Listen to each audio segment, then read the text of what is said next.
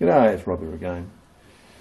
Well, you would have seen in some of my earlier stuff I did videos on these little air pencil die grinders, and these are a fantastic unit. I mean, these are one of the most useful and indispensable things you can have in the workshop, and they're cheap. They're like $30, and they can do stuff you can't do any other way. Anything that's hard, you know, hard metal, you know, ceramics, high-speed steel, anything you want to work, shape, cut, grind, sand, these can do it. And, you know, you get these off the internet, eBay, around $30. And you can even, I mean, they're designed to be handheld, but you can also mount them, you know, make up a little mount and you can use them as a miniature tool post grinder. And they can actually do things a regular tool post grinder can't do because the regular tool post grinder is too big. And, you know, they're like lathes. I mean, a small lathe is made to do small jobs and a big lathe is made to do big jobs, basically, and that's why they have big and small in a lot of stuff. So, these are fantastic for small work, and within the limitations that they're unreal. So, okay, I've had that for years, used it all the time, and that was the first air die grinder I bought. I then moved on. I got another one. Once again, you get them when they're on special or whatever, and I got one of these. Now this is the next family, the next model up, the next size. Whereas this uses about 2 cubic feet of air a minute at full blast, at its full 50,000 RPM. This uses 9 cubic feet of air at whatever speed it spins at. I've never actually measured this, but it's pretty fast. And that's a lot of air for a small workshop. If you only got just a general small air compressor, but my compressor keeps up, even though it's only 7.5 cubic foot, it does keep up, and you're only doing short bursts with this anyway, so it can recharge itself. And I use this exclusively as a cut-off, a handheld cut-off saw, which you would have seen in other videos. And you know, if you want to cut stuff, you can't cut with a hacksaw like high-speed steel, really hard steel bolts or rod or case hardened stuff. These are great. These are fantastic. $20 once again. How can you go wrong? Okay, so that's the cheap stuff. What am I leading up to? Well, I got a hell of a shock the other day. I bought a whole bunch of stuff at a garage sale, and it included a couple of air tools. And at the time I bought them, I thought, I'm just doubling up on what I've got here, you know. I really didn't need them, but I thought, oh well, they were so cheap, like $30 for the pair. I thought, oh well, I'll buy these things anyway, and they're always good for standby. I mean, who knows how long these cheapies are going to go? The thing could crap itself out. But you know, I oil it, got no signs of any wear, and it's been going for quite a long time, years. So, you know, once again, oil this stuff, it will keep going. But I bought these things thinking, oh well, you know, looks like a bargain, I'll buy it. Well, the first one I'm going to show you is this one, and it's a commercial grade straight shaft air die grinder. It's an NSK made by Nakanishi in Japan, and as I said, it's an industrial grade unit. Obviously, it's going to be a lot better quality than this cheapy little thing here for $30. And this is the sort of stuff a professional tool maker or die maker would use to do die making. And it's got a muffler on it as well, so it's quieter. And I'll plug it in. There's my air line. Oh, there it is. And we'll fire it up.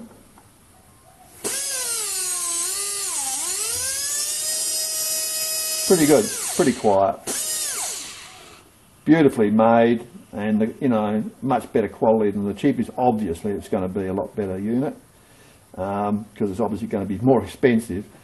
And the collet system on this is a lot better, much more finely made, better engineered than the really primitive collet system they have in these things, which is exactly the same as in a Dremel. Well, virtually the same as a Dremel. The shape's slightly different, but you can make Dremel collets fit these with a little bit of work. And but if you were to compare the run out on this to this, I mean, they'll be worlds apart. I mean, these are made to be handheld, the same as these. You can mount them in a little mount, and they'll do tool post grinding work, but you've got to expect there'll be some run out. But at high speed, at sort of 50,000 RPM, it's not going to make a big difference if you're grinding, because it will be spinning so fast that you'll still get regular contact as you work your way around the job.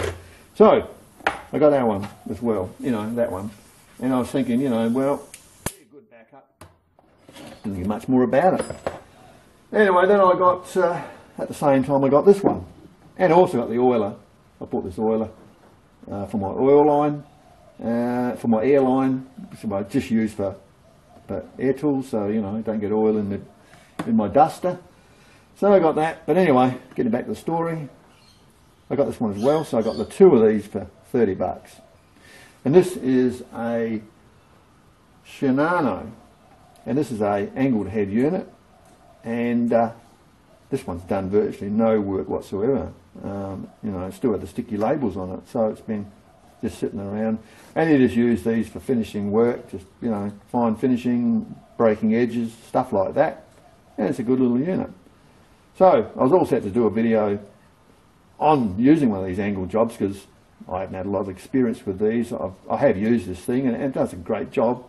But I thought, a lot of people probably don't have this style. They probably have the straight style, but not the angled one.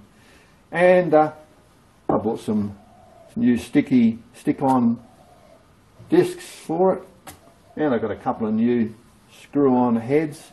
These are the little rubber pads that go on, and then you stick the sticky-backed discs on, and away you go. And when you want to get them off, I presume I haven't actually had to take one off, but I presume you just heat them up with a heat gun and they just peel off, soften the glue. So there were the two units. So I bought them just on the whim. And I mean, I buy a lot of stuff because I do want it. But in this case, these were just bought on the whim as a backup, and never thought much about it, thinking, yeah, they'll be cheaper than buying new, but you can't know the price of everything you buy, but you can have a good idea. So what am I coming up to? Well, this is what I call this video air tool shock, because when I priced it, well, it just shows you how you can have a bargain without realising it. And in this case, the Shimano,